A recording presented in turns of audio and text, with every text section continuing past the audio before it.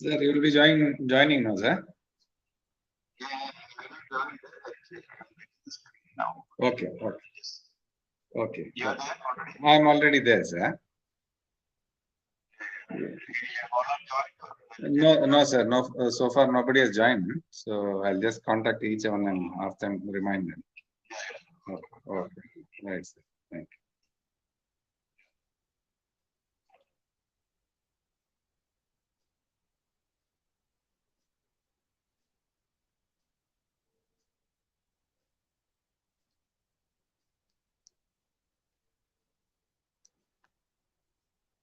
Good afternoon. Good afternoon. Are you free to join? Okay. You can join with that link.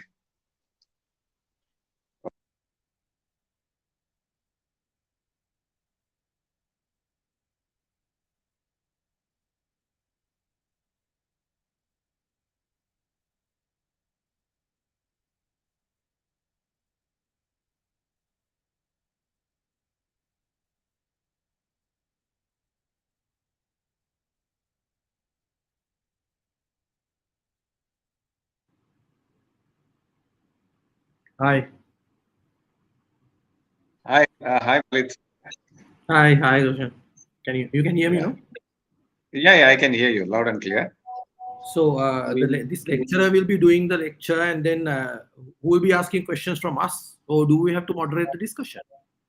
You people have to moderate. On the side channel, you can see the questions put forth by the delegates. Yeah. So, yeah, 1 second, Malit. Yeah.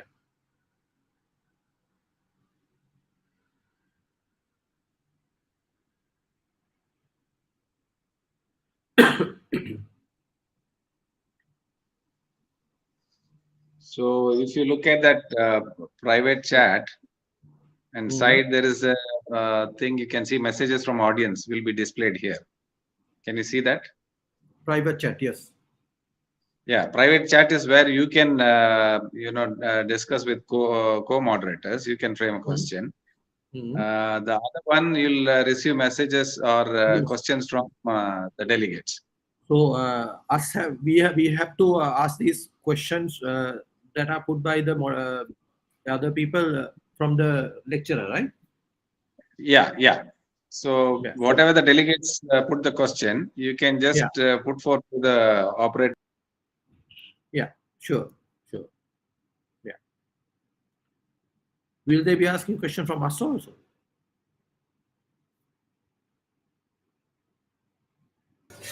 Roshan is disconnected.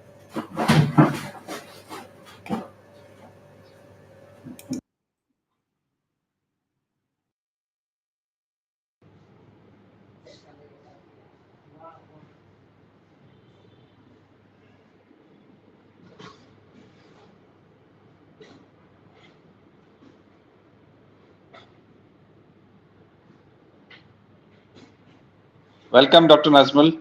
Yeah, good afternoon. Welcome. All fine.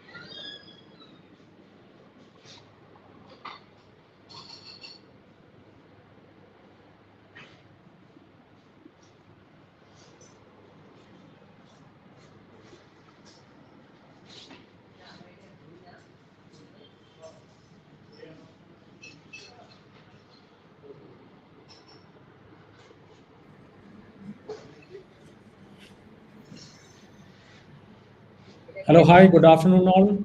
Am I audible? I'm Dr. Ramchandran. Yeah, Ramchandran, you are audible. Okay, thank you. Yeah, we'll start in maybe 5 or 6 minutes. Oh, sure, yeah. Sure.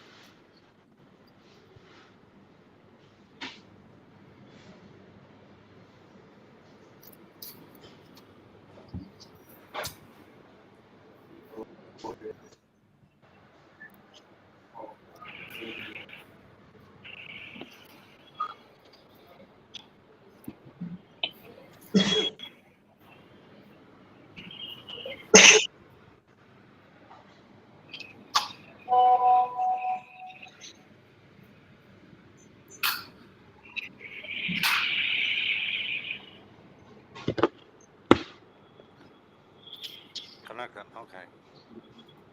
All right. Thank you. Yeah, welcome to the Chung. All right. Let me see. We'll have a small, brief introduction, and then we'll move on to your presentation. So bear with us for next 5 minutes. Okay.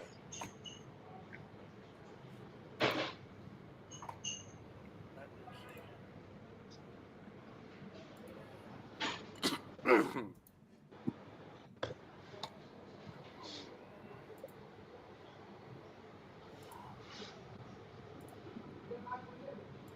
Let me share the screen. Okay. Okay.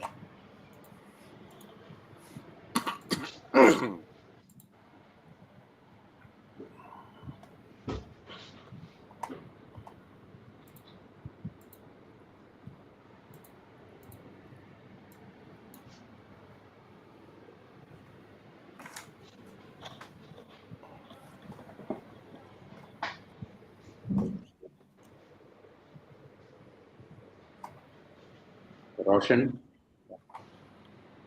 Yes, sir. yeah, ready everything? Almost ready. I'm just asking some of the faculty to join in. Yeah. Yeah. So in Can you 2 hear minutes, me? we'll start, sir. Okay. Can you hear me? Yes, there's a little bit low on volume. Could you increase the Okay. volume? Okay, I'll Yeah. try. Okay. Yeah. Okay. Okay. Can you hear me now? Yeah, it's Yes. clear. Okay, let me see.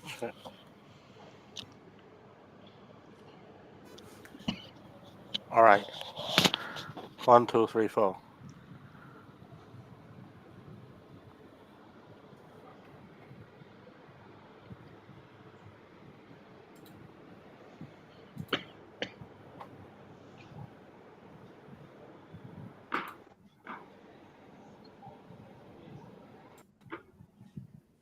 Hello? Yes. Venkatachalam, sir. Thank you. Yeah. Hello. Sir, in 1 minute, shall we go live? Yeah, we are ready. You can Oh, start. okay. Sure, sir. Sure.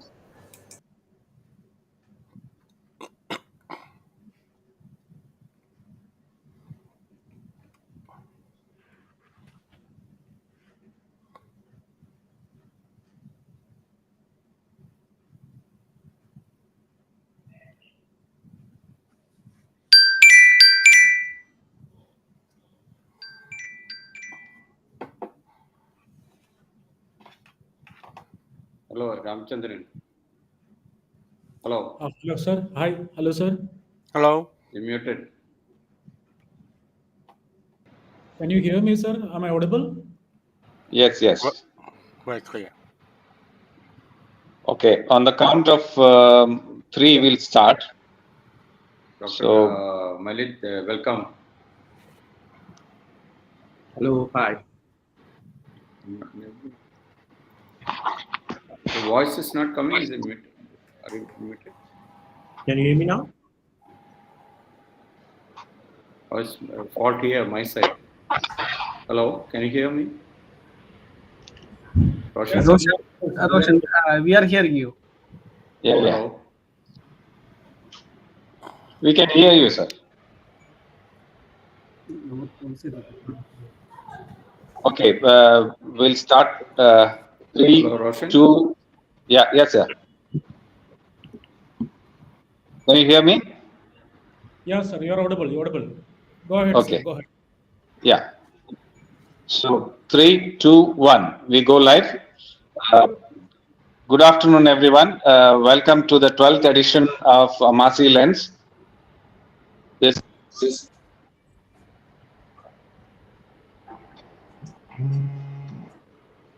Hello. It's not audible. So this is the 12th edition of Amasi Lens, and it's been a year now, and this program is successfully running. This is the child of our founder president. So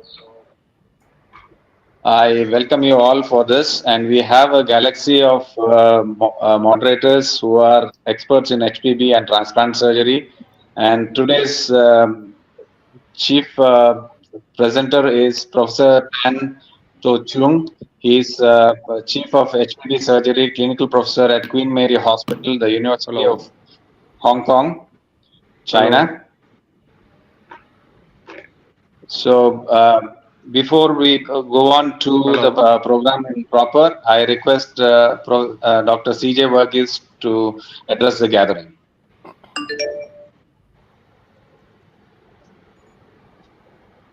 Over to you, Thank sir. you. Verghese, sir. Okay, thank you. I'm very happy that I can share with you my thought on minimally invasive lymph surgery on this platform. Okay. Professor Chung, can I interrupt you here? Yes. Just hold on. Our president, Dr. CJ Verghese, wants to speak. Okay. Hello. Yes, sir. Hello. Hello. You are audible, sir.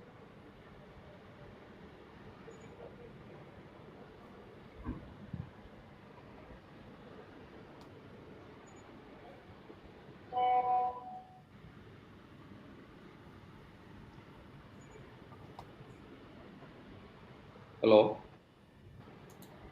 Sir, you are audible. Okay.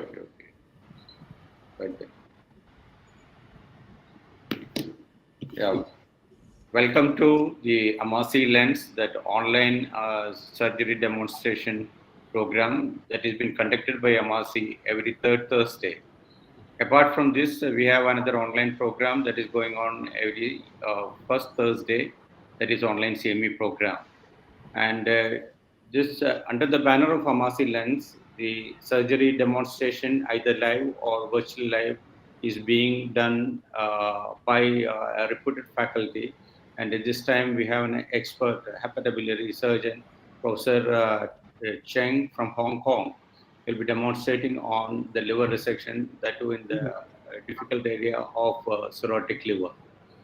And we have a galaxy of expert panelists, and they will be taking the discussions through the surgery and also after the surgery. And I'm sure that both the surgical demonstration as well as the discussion part is going to be useful for both the beginners as well as the experienced surgeons.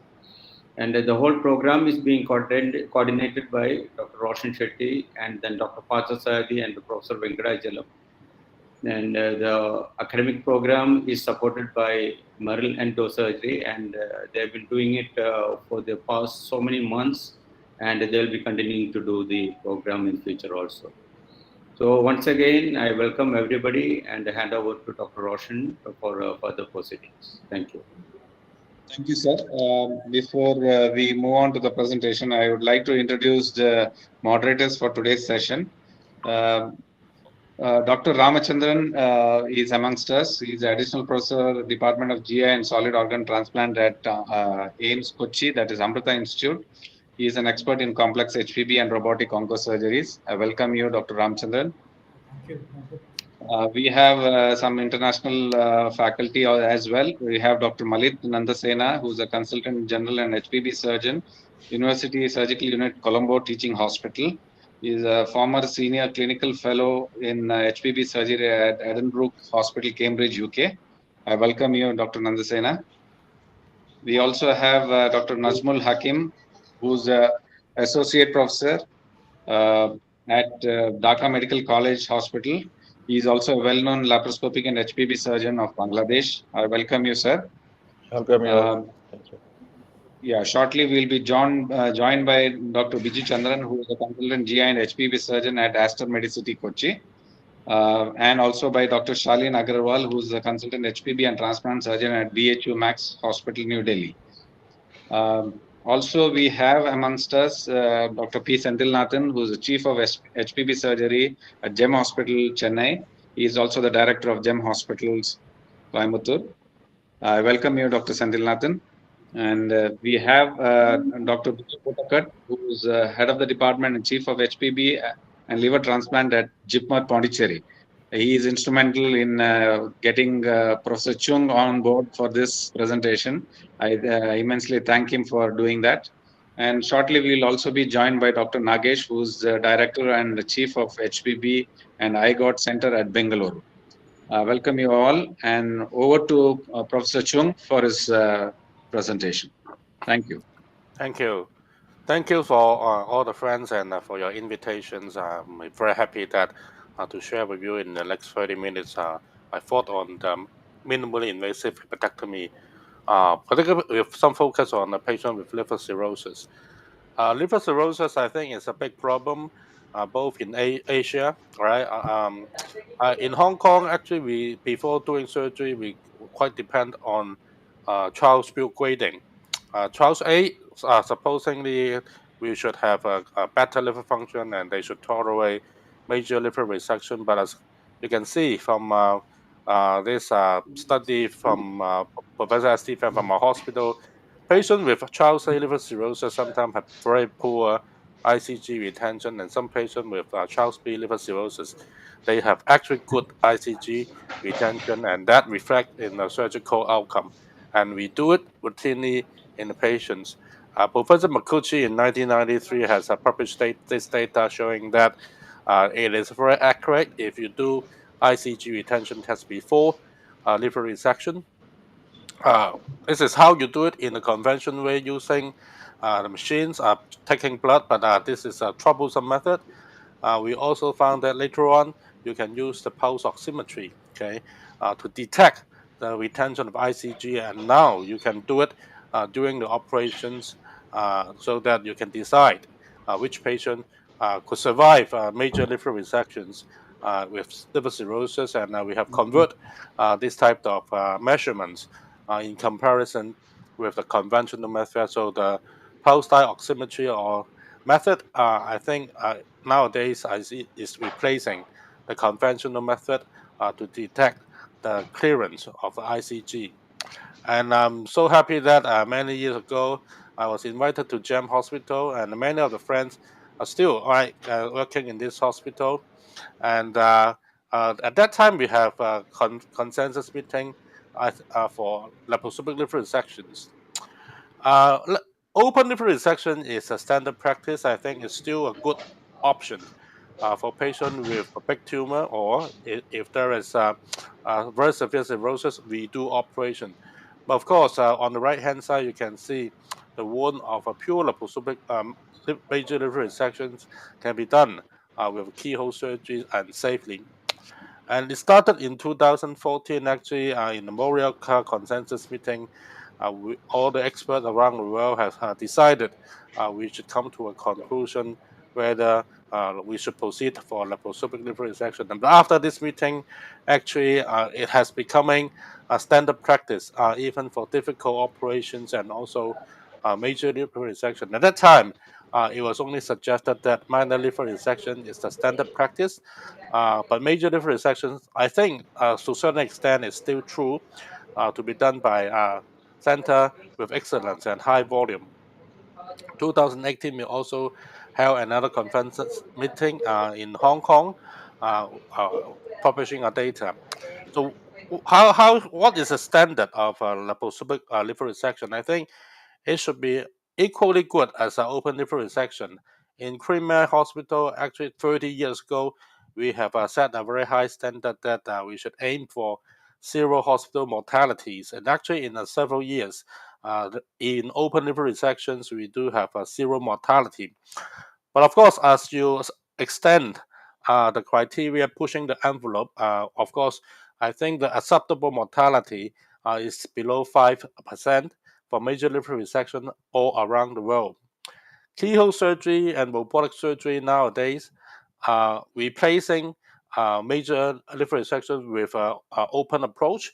But again, we should select our patient carefully.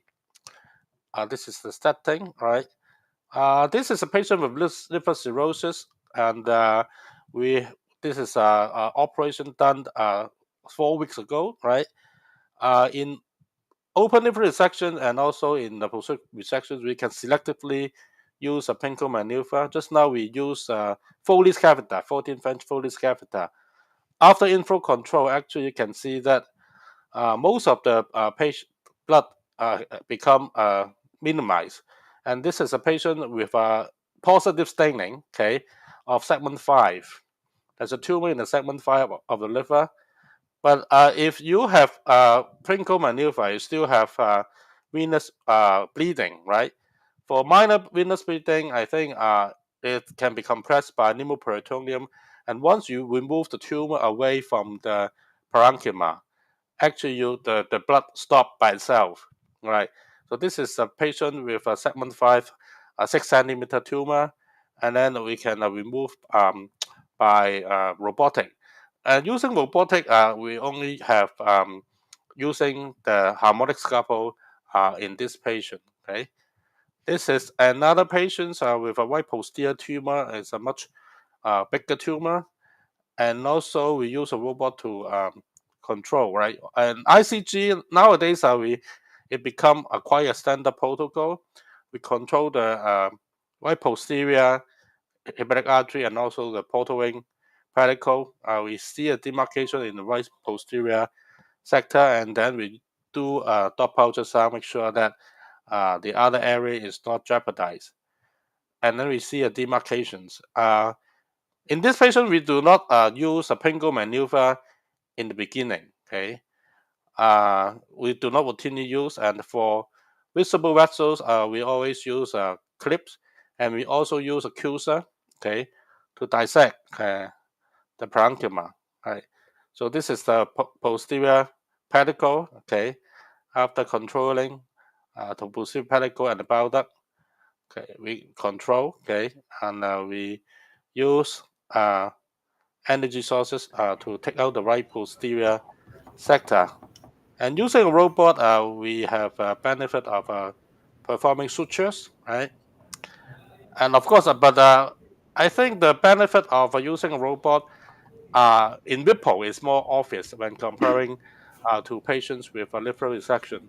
So the most easy part of a major liver resections, controlling right anterior sector, I think, is over this area, right anterior pedicle. When you control it, you have to try to avoid damaging the middle hepatic vein terminal branch. And this is one of the major pitfall area that you may cause bleeding over this area. Just like acting like a tree, okay, you have to control it. So this is a patient with anterior pedicle control, okay. This is one of the retractor I've been using. Is a J&J product, is an EndoRetract Max. We use a Cusa, okay, to control the anterior pedicle, okay, and then we can control it with a hemolock. I always use a double lock hemolock, okay, and then we can control it. So, but this is good for smaller tumor. For bigger tumor, sometimes we have to use a different method. So this is after central resections. You can see we can have an exposure of the middle hepatic vein, okay, using Cusa and also the clips. For this is a paper we have published using ICG assisted hepatectomy. Actually, have been shown that the survival benefit is similar, right? In 2016, we published one of the papers showing that 110 patients versus 330 patients with laparoscopic liver resection versus open liver resections. Actually, we see that laparoscopic liver resection has in a long run may have a better survival benefit because of less blood loss, less blood transfusions, right? If you separate into staging, you do still see the blue line is persistently on the upper hand of the red line, right? Despite of all the stages, and you can see that surgical complication, particularly the pulmonary complication, is particularly less in laparoscopic group, because what we do is actually we do not open wound in the upper abdomen. We have transferred the wound to the phalansteal incisions, even for major liver resection, so there was less pain and less pulmonary complications. I think to prevent bleeding, we have to understand certain things: the instrument, the setup, the use of pneumoperitoneum, and we have to select the surgery according to the patient's and also the surgeon's experience. So we have a different instrument that can be used, and different staplers, and also with different types of vascular clamps. So this is port site for major liver resections. Usually we use a one umbilical port for the camera, two 12mm port for ultrasound, and also stapler, and two 5mm port for the suctions. Okay.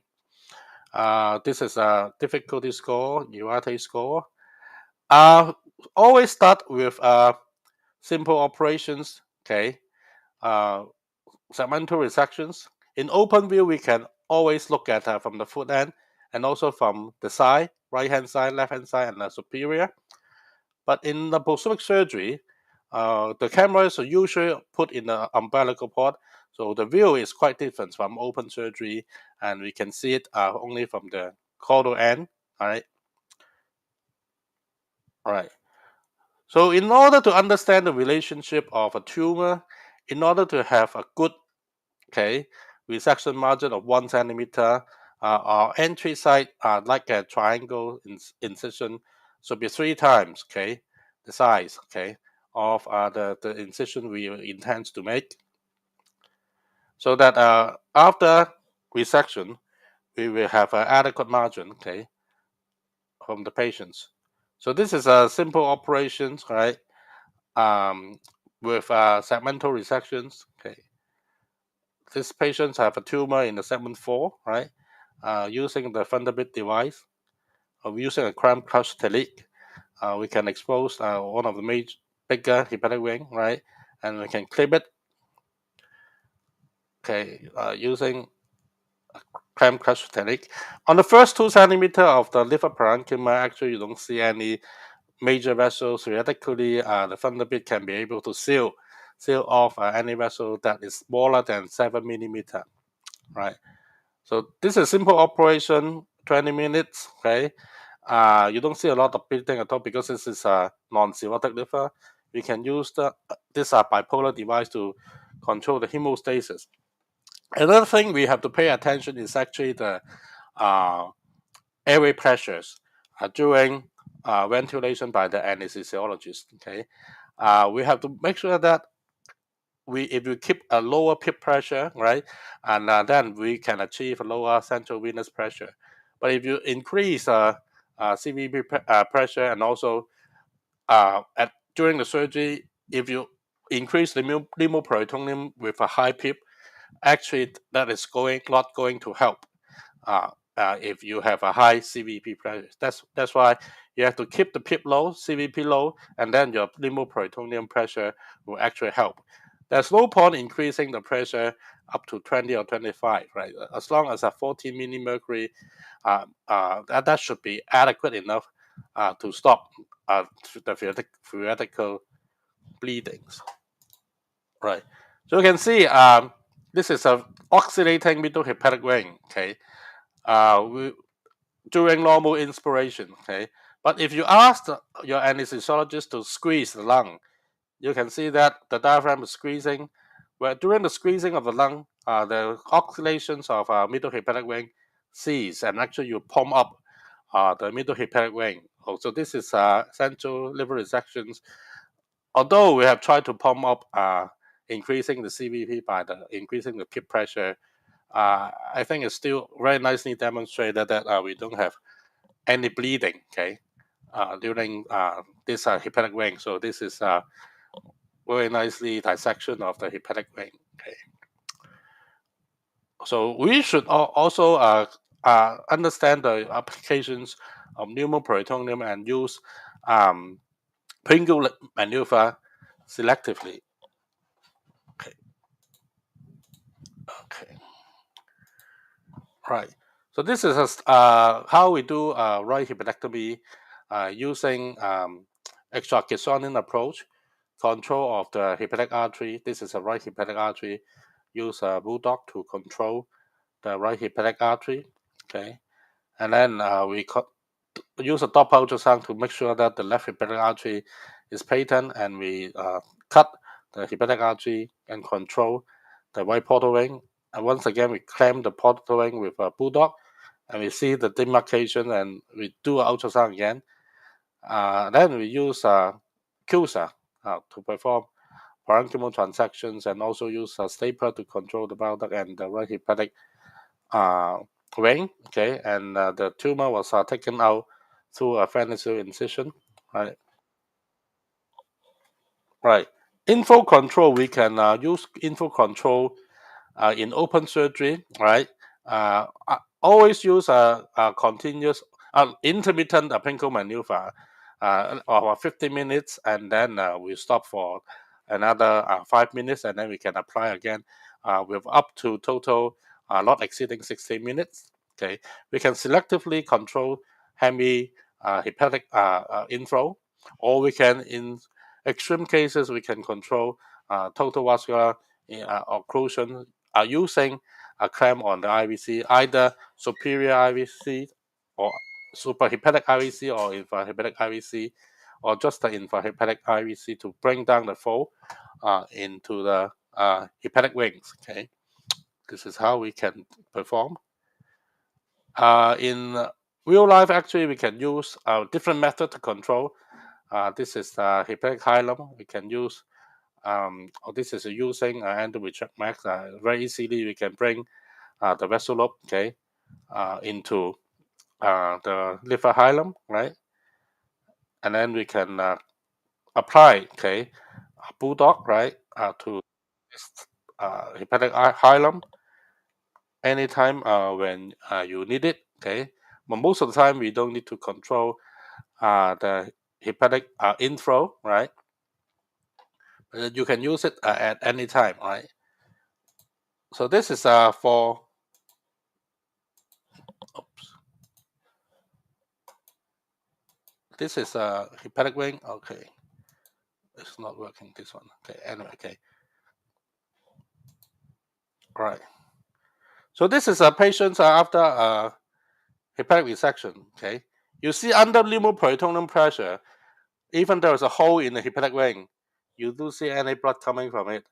But if you lower the pneumoperitoneal pressure to 8, this middle hepatic wing will bleed. Okay. And then you have to check, make sure that there's no venous bleeding in every single operation by lowering down the hepatic wing by pneumoperitoneal pressure before you leave. So this is a finishing of a left hepatectomy. There's no bleeding, right? But if you ask the anesthesiologist to increase the arterial pressure, right, you see that there is a bleeding, okay, coming out from one of the clip or stable line, right, from the clip, right? And then what you can do is to control the bleeding with a simple sutures. So two things that is very important before you leave the theater is to lower the pneumoperitoneal pressure and check for bleeding, and always ask an anesthesiologist to push up the arterial pressure, because under general anesthetic, the blood pressure is usually lower than the patient's normal pressure. Okay, but if you check it before surgery, you don't need to reopen the patients in the recovery. Okay, this is how you do control of anterior pedicle, right? Central hepatectomy in the patients with big tumor, right? You cannot control anterior pedicle like the one I showed you previously. You have to open up, okay, and then you can show, okay, the pedicle. Right? This is how we do it in open surgery. You can encirculate, okay, the whole anterior sector pedicle. You see this is a big tumor, right? Right. Okay, we can also do it in patients with laparoscopic surgery. I think I've shown it in the later slide. Okay, this is another patient with very poor liver functions, mono segment, right? 2 centimeter tumor in a segment 8 of liver. Originally, this patient should be sent for consideration of liver transplant, but at that time there is no donor for this patient. So before that, we have to consider using liver resection, right? Okay, and in order to facilitate future surgery, prevent adhesions, I think laparoscopic liver resection is a good method. Okay, and I think there will be less blood loss, right, and the bleeding if you do it correctly. Okay, so we have to use ultrasound to localize tumor, right? It's on the dome segment 8 of the liver. So we also use ICG in these patients. You can see not every single dot, okay, picked up by the ICG is a tumor. I think it has not been shown on this scan yet, because this is a tumor deep down more than 1 centimeter from the camera. Okay, so we're trying to localize this tumor. Okay, let me fast forward. Okay, this is another patient. Can I control? Okay.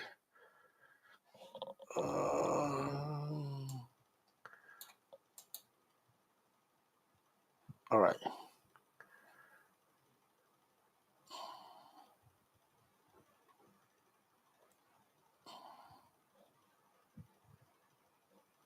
So we will have a look at well, cannot be fast forward. Okay.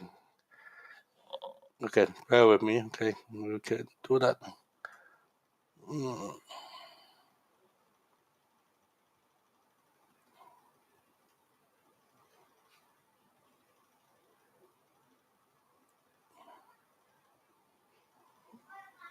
Right. So this is a tumor, right, over this area.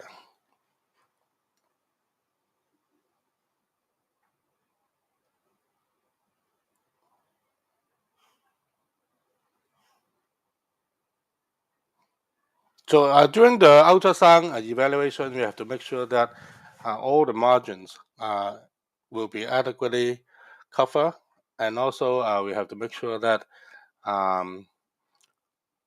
we have found a tumor, right, that is correctly located. Because of that, there is a lot of regeneration nodule all over the area. Okay.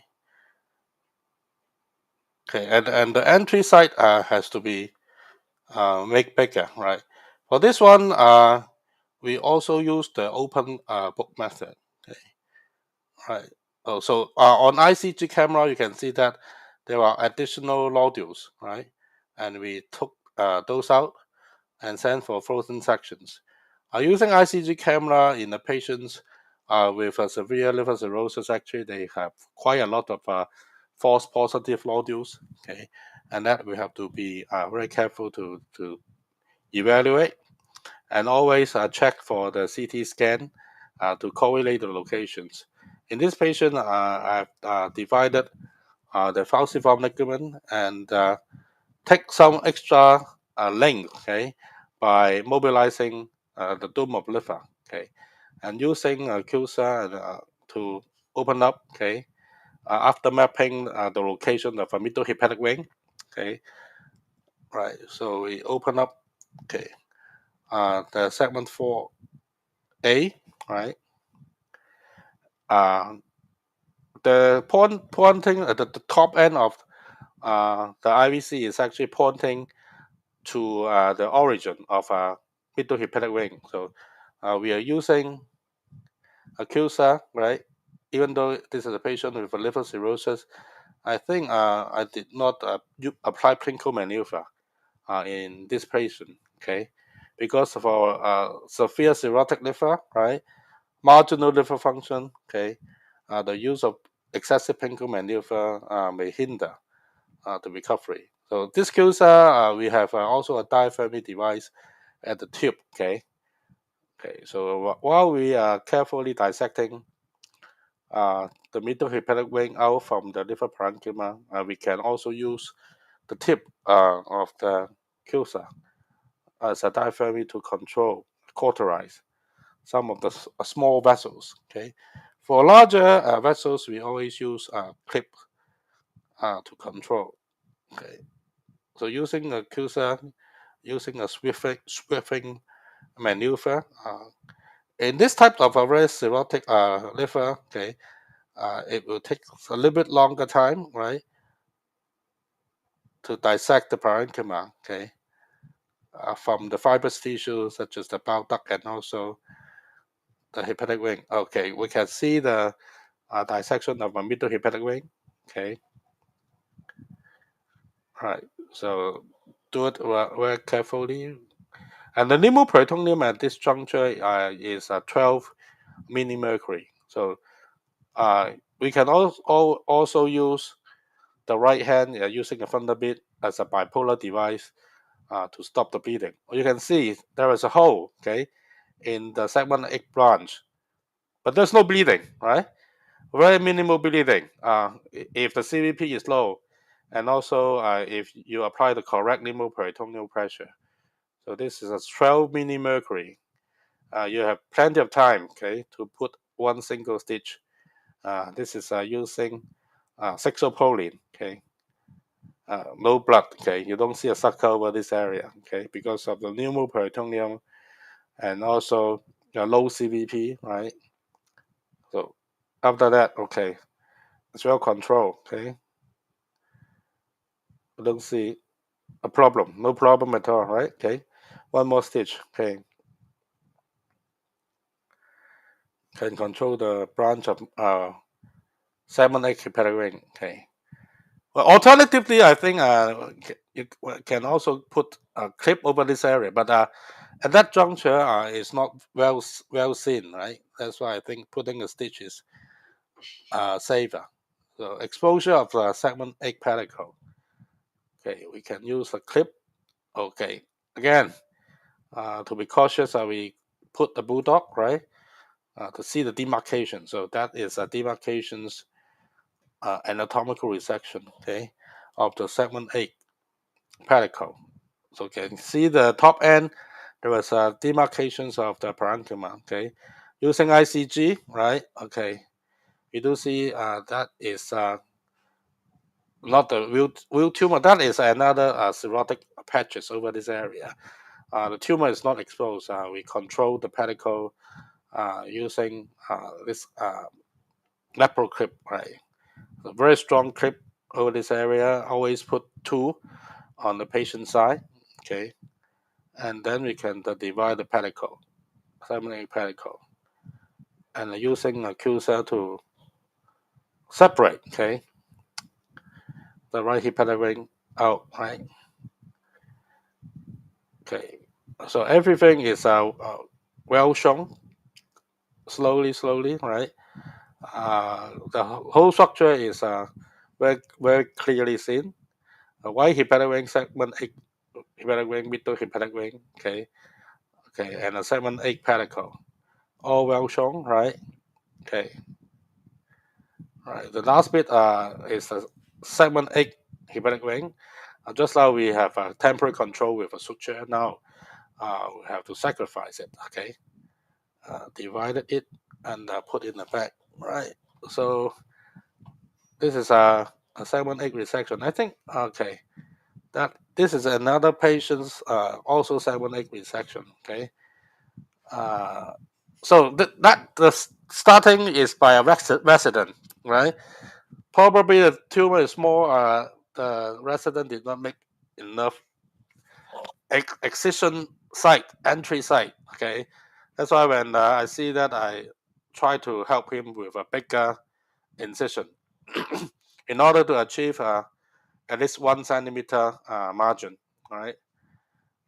Okay, and this is segment 8 resection again in another patient. So always remember if you have a tumor, okay, or this is another patient in open surgery after firing a stapler. I think stapler failed, right? This is a right hepatic ring, right? The stump after firing a stapler, it fell, it opened up. In open surgery, we use a forceps clamp it, and then we can suture it, right? But in the laparoscopic liver resection, sometimes it will be dangerous and difficult, right? So what I did is actually try to control the stump, right? And I find a way on using the left hand side, control the stump, right? And the right hand, make sure that there was intact and the stump did not retract. Okay, this is a right hepatic vein, a left hepatic vein. This is a right hepatic vein. Similarly, right, we also try to control the right hepatic vein. Okay, after division, right. So there is an adequate stump, right, and there is no stapling failure in this patient. Okay. So this is an additional step we all can consider, right? But with experience, right? Probably nowadays, we all have the experience to do it. But this is an extra tricks that can be considered, right? ICG, we have been using it since 2018 routinely for laparoscopic resection. We have been using it for almost 30 years for a preoperative assessment because the tumor cannot decompose ICG. That's why it become immunofluorescent. It become grow, right? It grows during liver resection. So different camera nowadays with very high quality. We can use it to find a tumor, additional tumor. We can find abnormality of the bile duct, right? We can use staining, right, anatomical resection, just like the first robotic segment 5 liver resection, right? If you inject in different time, right, actually you have a different type of result. If you want a tumor staining, I always use 0.5 mg per kg, right? It will last for 2 weeks, up to 2 weeks. For cirrhotic liver, it will be good enough to stay inside, right? If you want to have a negative staining, you give a fixed dose of 2.5 mg, right, intravenously during the operation for negative staining, right? For positive staining, you give a much less dose, right, in order not to stain up a whole liver. We also use it in laparoscopic cholecystectomy for acute cholecystitis. This is work from a resident, right, showing that it will be a good method for nap chole and avoid damage in a difficult scenario. This is identification of the CBD and also cystic duct. Okay, right. This is this is another device I've been using. This is a cheap version of a robotic arm, right? Holding the camera. Okay, it could be very steady. Okay, this is patients with a left lateral suctionectomy. So what we do is only using 2 working ports. Okay, so this is an additional device that we can use. This is a patient with very big tumor.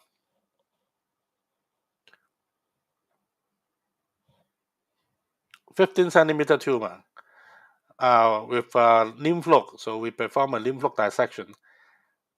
This patient we cannot control the whole pedicle very clearly because of the very big distort anatomy with a big tumor. So we have to control the anterior pedicle. There will be quite a lot of bleeding if you cannot control it properly. So we use bulldog to control the inflow.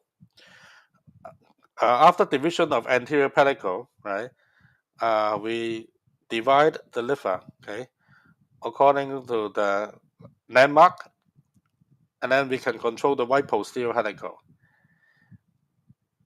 All right, so we will control the bile duct, okay, with a stapler. And the bile duct on the right hand side is actually close to the tumor. This is one of a small hole on the stump of the CBD, and we control it with a suture as well. All right. So the closest margin is at the IVC, right?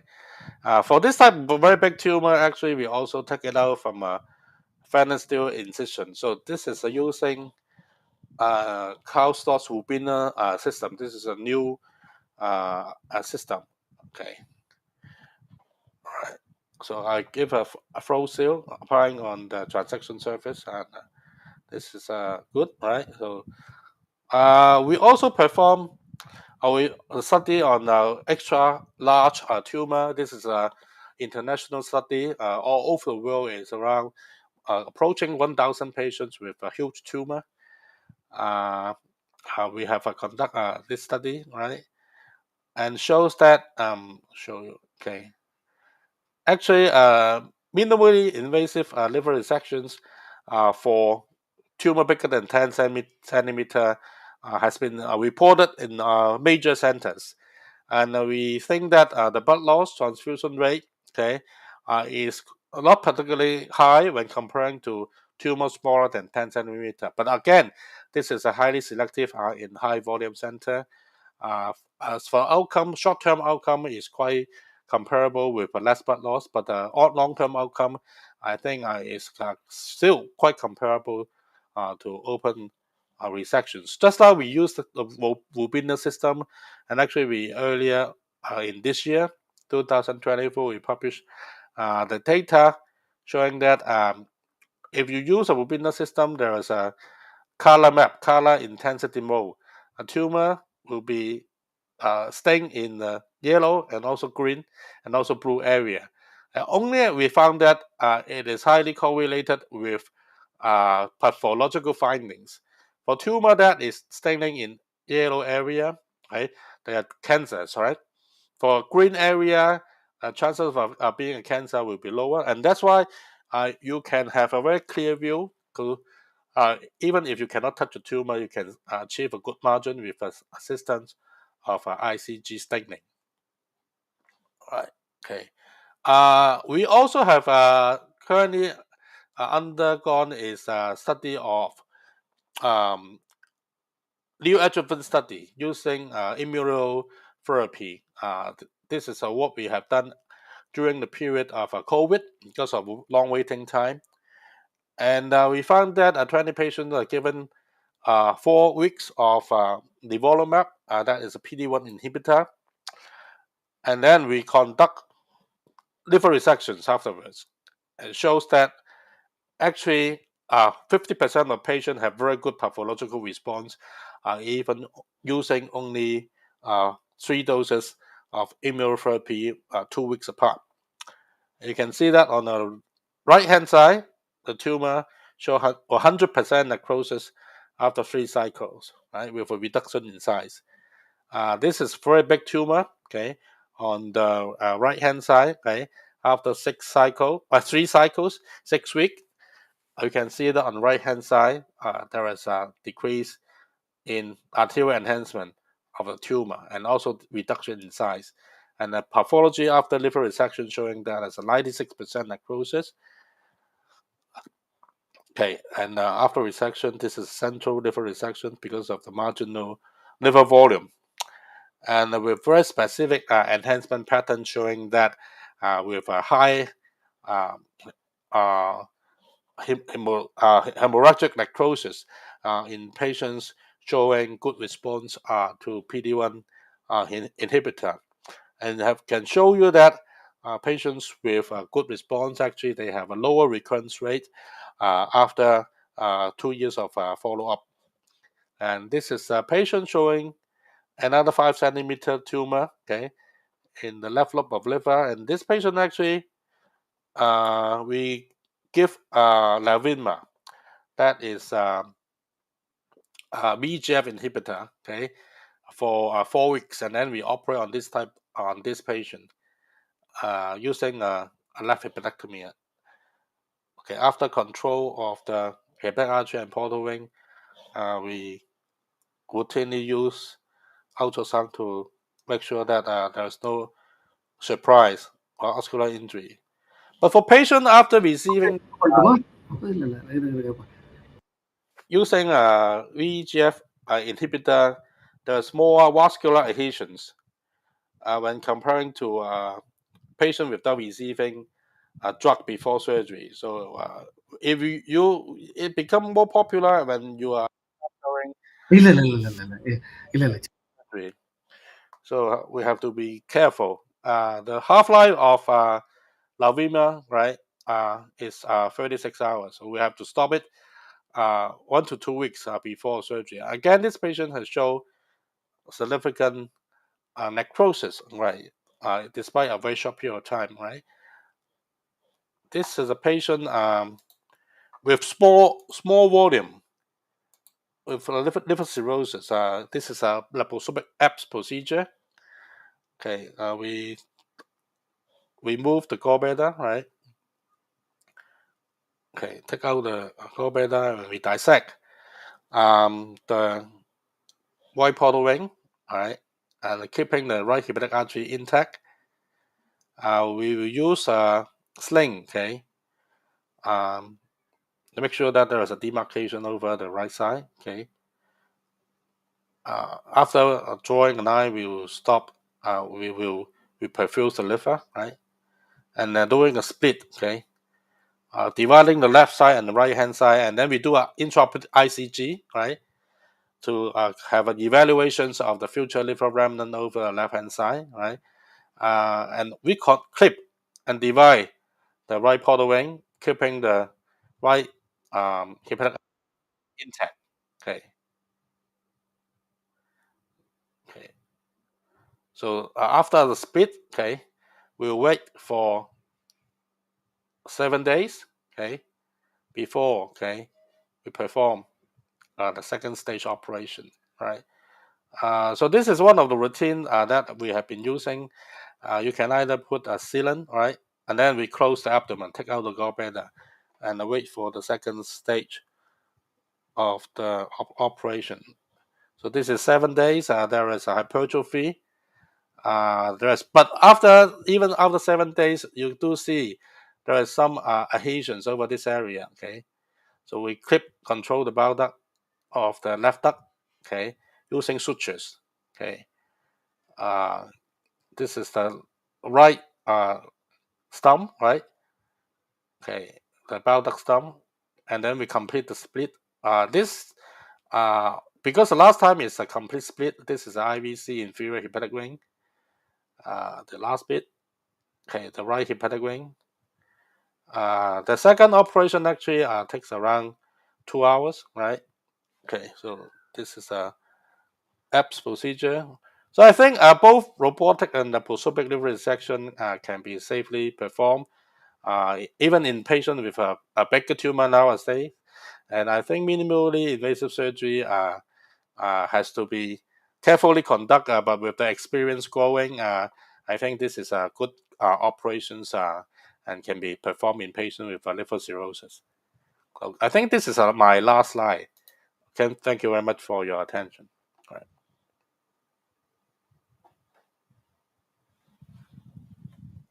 The floor is open for the moderators to discuss. If you think there are some questions from the delegates, you can put forth to Professor Chung. Or you can yourself raise questions to him. This is Dr. Shalin. Dr. Roshan, can I go ahead? Yeah, sure. So, Dr. Chung, congratulations. That was a very impressive presentation. You have shown many different techniques within a small presentation.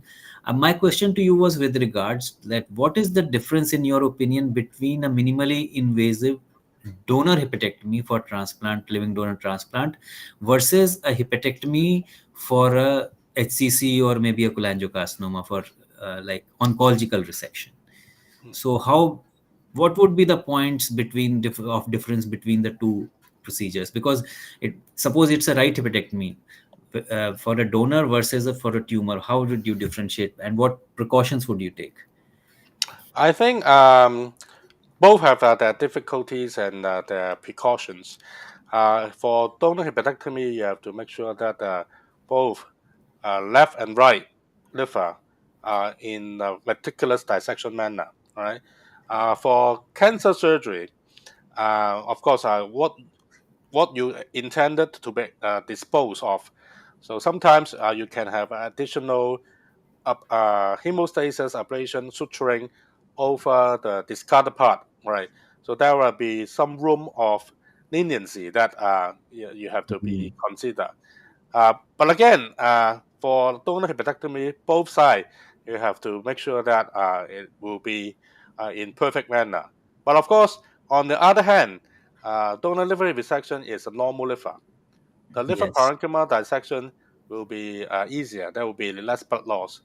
I think if you're doing a diseased liver, the challenge is you may have a big tumor compressing on hepatic ring. So in my opinion, it will be more difficult to operate on diseased liver with big tumor, right? Followed by small tumor, diseased liver, and then I think the difficulty in donor hepatectomy you cannot undermine as well, because you have a perfect transaction for the left and right hand side. So they have their difficulties. Dr. Chung, in continuation to the same question, the next question from my side would be, I have faced the same problem that during resection, whether it's open or minimally invasive, bleeding in cirrhotic livers is a major issue. So can you enumerate 1, 2, 3, 4 some tricks that you have developed over the years and from your experience, how to control bleeding in cirrhotic livers in minimally invasive liver resection? All right. I think the first thing is before surgery, the preoperative planning. Always select the patients that is bad enough or good enough. That means we want to push the envelope, right? But there is still a limit that you not operate. For patients with obvious varices, right? For patients with a very poor ICG or very low platelet count, sign of portal hypertension, right? Well, we try to operate on them, but we have to select who not to operate. Okay, if we have select a patient that is with adequate or marginally acceptable liver function and volume, right, we have to make sure that we cooperate well with anesthesiologists.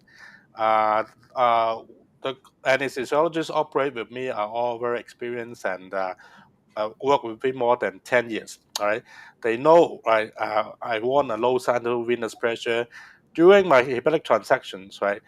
They will seldom or never give intravenous fluid, right, and they trust me, right, because they know my transaction will be very effective and efficient, right. And during the transaction, we have to use a Pringle maneuver very selectively. We also the patient will be positioned in a manner that is a head is a little bit up, right, so that the pressure is low, and always respect the anatomy. Study your film beforehand, right? You will understand which part of the transaction will be closest to hepatic ring, where the tumor is compressing the hepatic ring. The first key is to avoid major bleeding during your transaction, and apply a Pringle maneuver or even total vascular exclusion in the responsible manner. Right. I think the instrument I use nowadays is usually for open surgery. Is always a QSA and also energy device.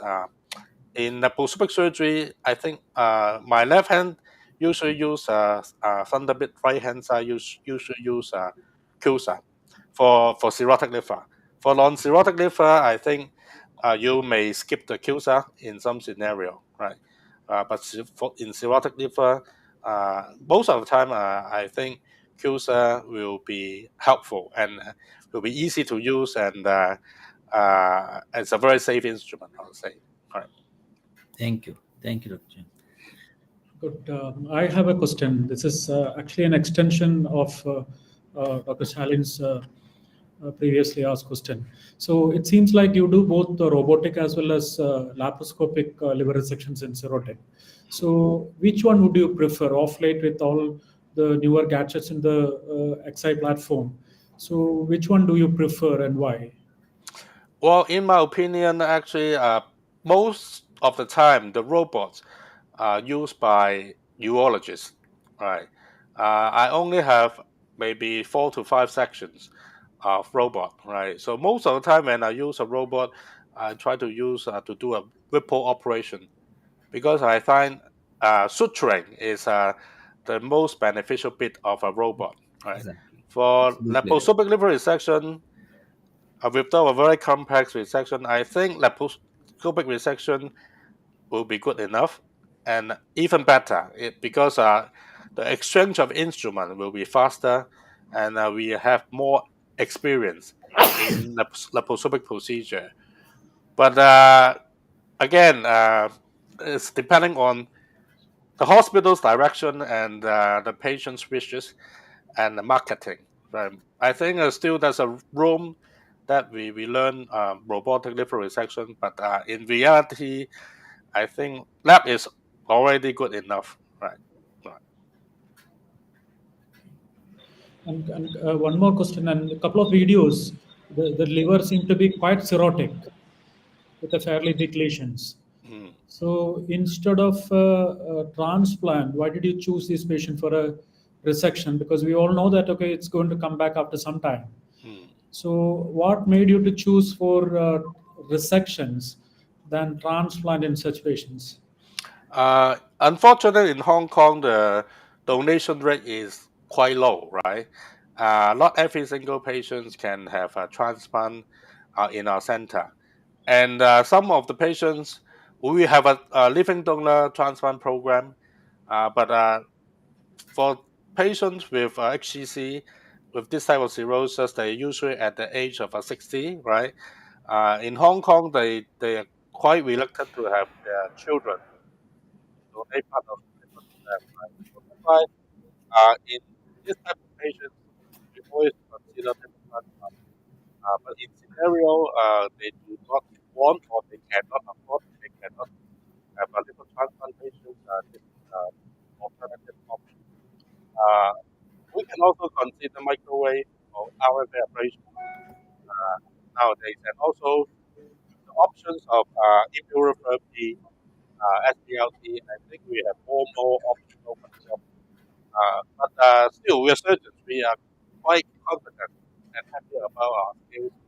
And I think putting all the choices on the table, apart from liver transplant, I still think cancer treatment nowadays is the best option. Okay, that's good. So just one more question. So if you have a fairly large tumor in a cirrhotic patient, what is your strategy to downstage the tumor and subsequently to plan for resection? Would you go for radiation or immunotherapy? Right. I think nowadays, if you're talking about evidence-based medicine, uh, immunotherapy will be one of the best option, I think, because of less side effect, right? It can be applied in almost every single patient. For very big tumor, radiation therapy, sometimes it cannot be applied, right? Because the oncologists think the liver is too poor, right? We can have options of a Y90, right? Again, if there's too much shunting, there is too much cirrhosis, they cannot apply. Nowadays, we have uh, three very successful trial for immunotherapy, including the IMBRAVE study using a TisoBev.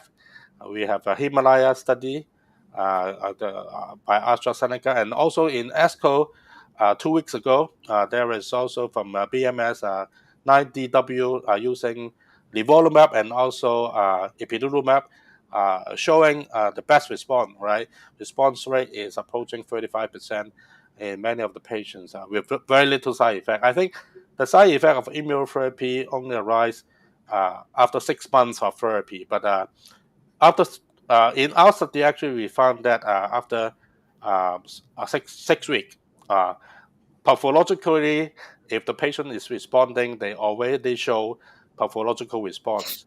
But for radiological response, probably in 3 months' time, you will see the response. So for marginal liver function patient, older patient, I think these are safe options. But unfortunately, we don't know which patient will respond very well. But the good thing is that for HPV infected patients in Asia, it seems immunotherapy will be a good option for them. May I ask, Prof. Chung, we have been using Y90 very frequently and we got very good results. Like more than 80% of the patients show excellent response. The tumor shrinks nicely and then you can do a safe surgery. What are your thoughts about Y90s? I think it is a very good option. I have also understand that in many of the center they show good result, but what I've seen in our center is when we refer patients to have received 190, the oncologist after nuclear medicine scan, they always said there's too much shunting. There is the shunting to the lung, right? So these patients are not good for Y90. The screen failure rate for Y90 is quite high for patients with liver cirrhosis in our center. But of course, I think Y90 is a good option. Particularly, there is also study in combination with immunotherapy. I think Yes, exactly. they are good options. All right, they are good options. Just one technical question, Prof. How often do you use total hepatic vascular exclusion? I am very scared of using that. We use Pringle very frequently, but total hepatic vascular exclusion, especially in cirrhotic patients, I'm quite scared. What has been your experience with regards to that?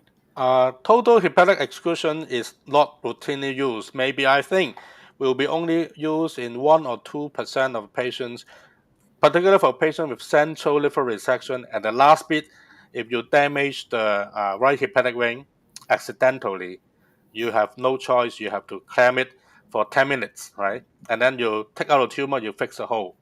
So this is a life-saving procedure. Probably save it till the last bit of the surgery when you have difficulty from venous return from the hepatic veins. So always try to avoid a major bleeding all the time. But for big tumor sitting in the center of the liver, the last bit is always the most dangerous part. And sometimes in 2% of patients, you may use it. You may find this total vascular exposure. That 10 minutes may save patients' life. Thank you. So I have a question from BJ. Water jet is the water liver. We don't have a water jet. I don't have experience on this. Do you have experience in this issue?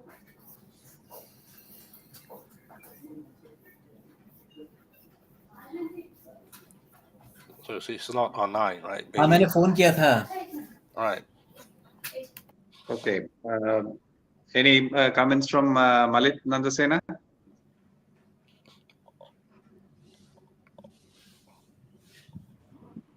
Yeah, Prof. Can I ask a question? Now, when it comes to laparoscopic liver resection, Sri Lanka is in the preliminary stage, right? We only do left lateral sectionectomies and small non-anatomical liver resections, because most of the centers in Sri Lanka do not have, I would say 99% of the centers in Sri Lanka do not have laparoscopic QSA or laparoscopic ultrasound scan. So do you have any tips and tricks that can be used in major hepatectomies when we use only the laparoscopic ligature and laparoscopic harmonic and those things? Because we do have those instruments, but we don't have laparoscopic QSA. So I think it still will be a good options for non-cirrhotic liver.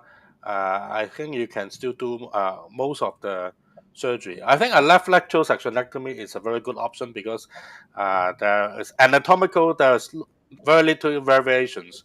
All you need to control is the left lateral section pedicle. But if you don't have a lab ultrasound, sometimes it will be difficult because you have to make sure that the inflow supply you are controlling is the correct pedicle. Because sometimes there may be variations from the liver hilum. If you think that is left portal wing or left portal pedicle, you clamp it, and then you later on find out that there is narrowing on the main portal wing, and that will be very problematic. So I still think if you are considering a major liver resection, the laparoscopic ultrasound is essential tools that you should consider purchasing. Yeah, that will be safest, right? So what about laparoscopic tools? I mean, we don't have that, but can we still proceed with major hepatectomies without that? Because robotic. I think you still can because I think many of my friends, Chen Guoxin from Taiwan, he never use CUSA. I think this is a matter of practice and also personal preference. Without a CUSA, you can use a harmonic using the oscillation energy right on the right hand side, and using a sucker on your left hand side, and you combine both together. It is actually a CUSA. But a CUSA is just save you one more port, right? You can do that with a harmonic device and suction, right? Actually, there is a question from Dr. Biju Patekard. Do you use water jet in cirrhotic livers? Yeah, I don't have this device in my center. Do you have experience on that, water jet? Well, I have used water jet, but I have given up using water jet because I found CUSA to be much superior. But again, there are no studies to show the superiority of one energy device over the other, so it's a matter of personal choice. But my personal experience is that CUSA is a much better instrument. This is purely my personal experience. I remember. Oh, Dr. Lakesh. Yeah, good to see you. Yeah, hi. Right. Yeah, Right. we have both water jet as well as CUSA in our center. Right. And I think in cirrhotic liver, water jet is not a great instrument to use, but otherwise normal liver, both are good. As Professor Shalin agreed, I think it's individual preference, though I think both are equally good. Well, I remember using a water jet in open surgery. And actually, after the surgery, the face mask is all yes, exactly. up with the water, right? Yes. Right. Now there are better filters and then better settings there, you know. I think, yes. Yeah. So, do we have any questions from the audience? I don't see anything in the chat box. No, yeah. Yeah. If any one of you need to put a question, you can put forth. Otherwise, we'll wind up the session. Prof. Chen, Professor Cheng, and one more thing about Professor Cheng is, I think he's one of the pioneers of HIFU. I was in Hong Kong with him for a year, 2011-12, working with the team, and then he had one of the biggest experiences then, way back in 2011. And I think they have one of the highest series in the world regarding HIFU for HCCs.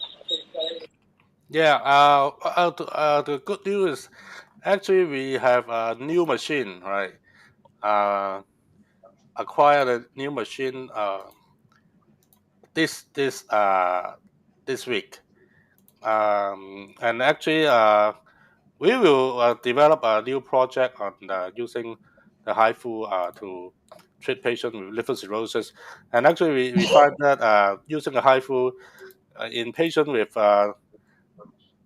cirrhosis and ascites, this a good medium for ultrasound transmission. And I think we have been using, we will be using that more frequently in future. Right? Okay, let me show you. Okay. Okay, let's share. I think there's a question. Yeah. How to we have identify a new machine, right? New machine, right? Installed just this week. Okay, so I will show you the data later on if I have time. Right.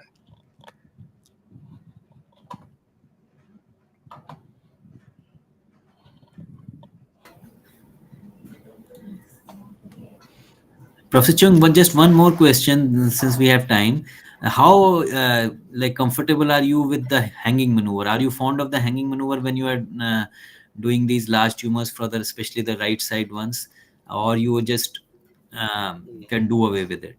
Because I find it very useful. Yeah. I wanted your views on it. For open surgery, I think hanging maneuver will save extra 15 minutes, right, and stop the bleeding. But in laparoscopic procedures, I think most of the time we are doing anterior approach and cranial caudal approach. So I'm not quite sure if putting cotton tape or plastic tape over that area will maybe use extra. But I think some surgeons do that, but personally, I do not do that. Right.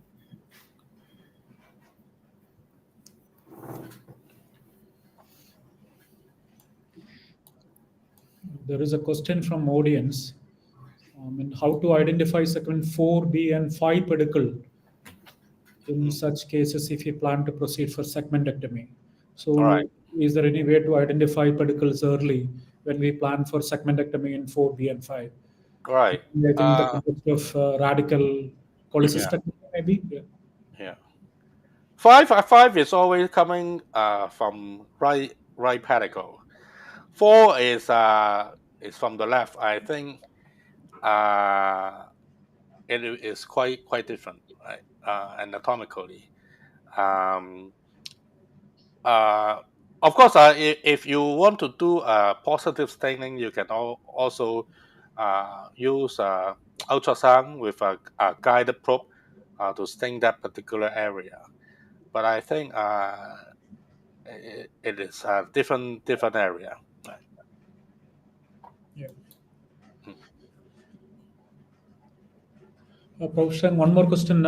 So, what percentage of your patients you encounter post-hepatectomy liver dysfunction or a major liver failure, especially when you do complex liver resections? So, how to avoid liver failure? No, what percentage you encounter, you see Oh, I see. liver failure? Yeah. Liver failure, I think, is around 2%. 2%. Most of the time, it is cirrhotic liver, major liver resection, relatively smaller tumor, right? For big tumor, usually it's safer if your calculation is correct before surgery, because you're sacrificing very small bit of functional liver. But for smaller tumor, 5 centimeter tumor, if you do a right hepatectomy on a patient with 32%, even with the calculation, sometimes you'll be surprised. Most of the time, it is for those patients, if you have marginal liver function and you have excessive blood loss during the operation and poor postoperative care, those are dangerous patients that may run into liver failure. If you find your operation difficult, right, with excessive blood loss deviate from your normal situation, you have to be very cautious on your postoperative care. If you put it in the general ward, looked after by a resident patient, have a marginal liver function. The second day, he has start to have low urine output. So those are patients prone to liver failure. Always try to keep a good perfusion. If you encounter difficulty during your procedure, you find it, oh, this patient is doing very well during my operation, you have to pay extra effort in post-op period, right, to push up. Okay, make sure that perfusion is okay in every single patient. Right. So you don't measure portal hypertension before surgery. You won't do HVPG measurement before surgery. Do you do that? We routinely do volumetry, ICG. For marginal functions, we use intraoperative ICG, right, to look for. We have a study showing that for patients undergoing major liver resection, if you clamp the right portal ring and hepatic artery, you inject ICG, you are measuring the left loop function during that period, right? If the ICG is more than 50% clearance, half of the patient die of liver failure. So you still have one chance. to convert into a portaling embolization or APS procedure. Oh. If this is really marginal, you can change your plan during your index operation. So after you cut everything, it's too late, right? That's nice. Yeah. So if there are no more questions, I'd like to thank Professor Chung for a wonderful spectrum of display of videos and also a good insight into how to deal with cirrhotic patients, especially when you're doing a laparoscopic liver resection. I would also like to thank the faculty, especially Dr. Biju Potakar, for liaising with Dr. Chung and making this possible. Dr. Senthil Nathan, Dr. S. Nagesh, Dr. Nazimul Hakim from Bangladesh, Dr. Malit Nandasena from Sri Lanka, Dr. Ramachandran, Dr. Biju Chandran, and Shalin Agarwal. Thank you for being part of this program and making it a grand success. Meanwhile, I'd request you to stay on for us to show you the upcoming programs. May I request the audiovisual people to team to display it? Yeah. So 28th June, we are having a Amasi skill course in Gujarat. Then 19th July, we have a skill course in West Bengal. And 25th July, we have a Amasi Lens International Live online program, which I'll show you the flyer shortly. And August 15th is our international conference, that is AmasiCon 2024. I request whoever is not so far registered to register. Can I have the slide for the next Amasi Lens? Professor T.K. Rajesh from Plymouth, UK will be demonstrating left hemicolectomy using ICG as a marker. And I expect more number of people to join and make it a grand success. Thank you one and all for joining, and have a wonderful day ahead. Thank you. Thank you so much. Thank you so much. Thank you. Thank you. Thank you.